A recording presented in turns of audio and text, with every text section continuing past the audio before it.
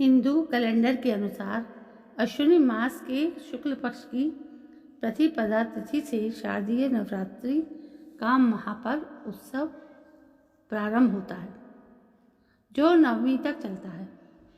इस बार ये त्यौहार 22 सितंबर सोमवार से प्रारंभ होकर 1 अक्टूबर 2025 बुधवार को समाप्त होगा। 2 अक्टूबर को विजयादशमी रहेगी। 22 सितंबर को कलश और घट स्थापना होगी। इस बार माता हाथी पर सवार होकर आ रही हैं। श्रीमद् देवी भागवत पुराण के अनुसार देवी का आगमन और प्रस्थान नवरात्रि प्रारंभ और समापन होने के वार के अनुसार होता है। नवरात्रि का प्रारंभ इस बार सोमवार से हो रहा है। श्रीमद् देवी भागवत पुराण के इस श्लोक के अनुसार जब रविवार और सोमवार के दिन माता का आगमन होता है तो माता का वाहन हाथी होता है। जब माता हाथी से आती हैं तो इसे बेहद ही शुभ माना जाता है। माता के हाथी पर आगमन पर उस वर्ष वर्षा अच्छी होती है, कृषि में वृद्धि होती है, दूध का उत्पादन बढ़ता है, साथ ही देश में धन धान्य की बढ़ोतरी होती है।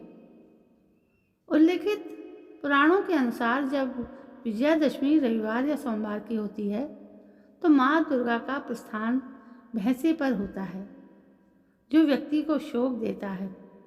यह विजयादशमी मंगलवार या शनिवार की होती है तो माता का वाहन मुर्गा होता है, जो तबाही को लाता है। वहीं जब बुधवार या शुक्रवार को विजयादशमी हो तो माता हाथी पर सवार होकर जाती हैं। हाथी पर माता का जाना शुभ माना जाता है। वहीं गुरुवार विजयादशमी हो तो माता का वाहन मनुष्य की सवारी होती है, जो सुख और शांति लाती है। ये समय बहुत ही भाग्यशाली होता है।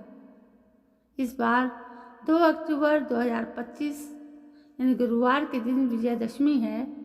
ऐसे में माता के प्रस्थान का वाहन मनुष्य की सवारी होगा। शारदीय नवरात्रि 2025 पूजा विधि कैसे संपन्न करें? सबसे पहले प्रतिपदा को ब्रह्म मुहूर्त में स्नान करें।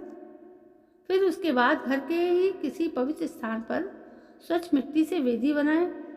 वेदी में जौ और गेहूं दोनों को मिलाकर बोएं। वेदी पर या समीप के ही पवित्र स्थान पर पृथ्वी का पूजन कर वहां सोने, चांदी, तांबे या मिट्टी का कलश स्थापित करें। इसके बाद कलश में आम के हरे पत्ते, दूर्वा, पंचामृत डालकर उसके मुख पर सूत्र बांधें। कलश स्थापना के बाद गणेश पूजन करें।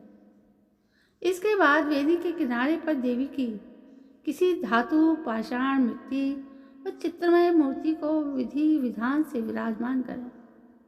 तत्पश्चात मूर्ति का आसन, पाद्य, अर्घ, आचमय, स्नान, वस्त्र, गंध, अक्षत, पुष्प, दीप, धूप, नैवेद्य, आचमन, पुष्पांजलि, नमस्कार, प्रार्थना आदि से पूजन करें। इसके पश्चात दुर्गा सप्तशती का पाठ, दुर्गा स्तुति करें। पाठ स्तुति करने के बाद दुर्गा जी की आरती करके प्रसाद वितरित करें। इसके बाद कन्या भोजन कराएं, फिर स्वयं फलाहार ग्रहण करें। प्रतिपदा के दिन घर में ही जवारे बोने का भी विधान है। नवमी के दिन इन्हीं जवारों को जिसमें बोए हैं सिर पर रखकर किसी नदी या तालाब में विसर्जन करना चाहिए। अष्टमी तथा नवमी महातिथि मानी जाती है। इन दोनों दिनों पारायण के बाद हवन करें, फिर यथाशक्ति कन्याओं को भोजन कराना चाहिए। तो दोस्तों, ये थी नवरात्रि दुर्गा सप्तशती, दुर्गा माँ के आगमन की सूचना, जो इस वीडियो के माध्यम से आप तक पहुँची है।